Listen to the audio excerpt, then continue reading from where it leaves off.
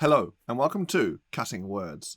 I'm Brad Thompson, and next week we have the release of Mordenkainen Presents Monsters of the Multiverse on D&D Beyond, other digital versions that providers that have it, as well as the physical book by itself.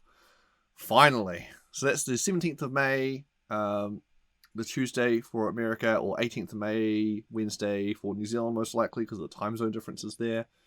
That's finally coming out, which is a huge relief. I'm looking forward to finally getting that content on D&D Beyond.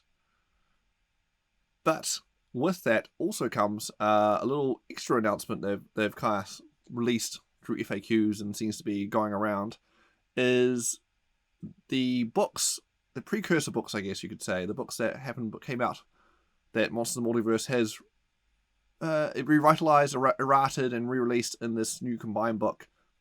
Well, not all the content, most of the content made it through, is being discontinued. So Volos Guide to Monsters and Mordenkainen's Tomb of Foes, both those books are being discontinued, no longer for sale on D&D Beyond from May the 17th. And also seen it announced Roll20 will not be selling it either from that date. I wonder if the physical book will stop being printed. There's been no announcements on that yet, but it seems all digital versions of those books are being discontinued, which is a shame, as there is certain elements of those books that you can't get elsewhere. In Tomb of Foes, there are all the tiefling subvariants that won't be available if you don't already have those books. If you already own the books before that date, you get to continue to have your content on D&D Beyond and all that. Just you won't be able to purchase it going forward. And also some nice lore snippets here and there. Though not all lore is great. I see they're trying to errata and revision and reimagine some of the lore to clean it up a bit. And because there's definitely elements to it that doesn't age well. It's probably a nice way of putting it. And so I can see them possibly distancing themselves there and maybe looking at re-releasing that later in the coming years. That might be what they're trying to do there.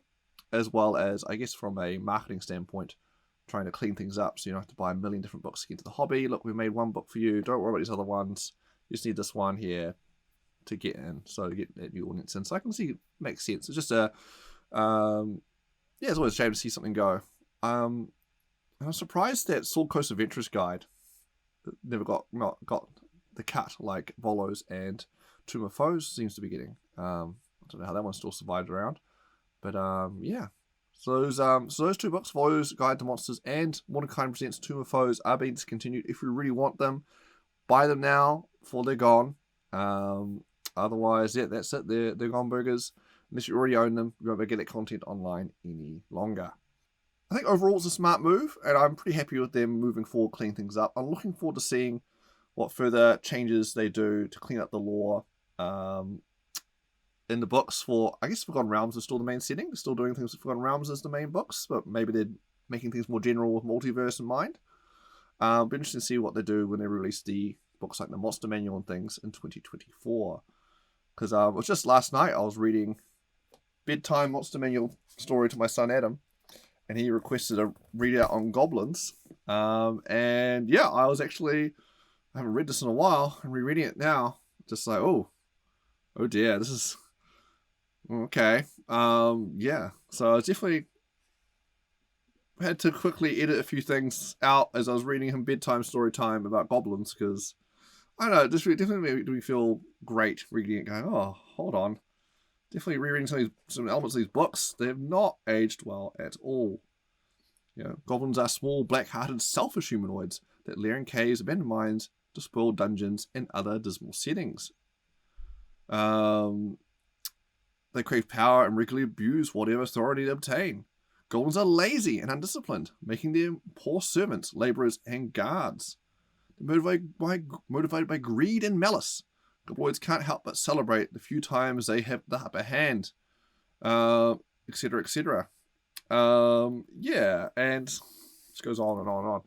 But yeah, it's not great. So I'm looking for. I really appreciate the direction Wizards are taking D&D and cleaning up that lore, but I still hope there is still lore going forward, and they don't simplify, overgeneralize, but it'd be nice to have better lore, cleaner lore, but not less lore. So yeah, so I'm looking forward to seeing what they come out with next. All right, I'm Brad Thompson. This has been Cutting Words. If you like these videos, hit that subscribe button, and you'll get these videos popping up all the time on your YouTubes, and I'll very much appreciate it.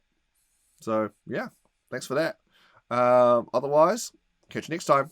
See ya.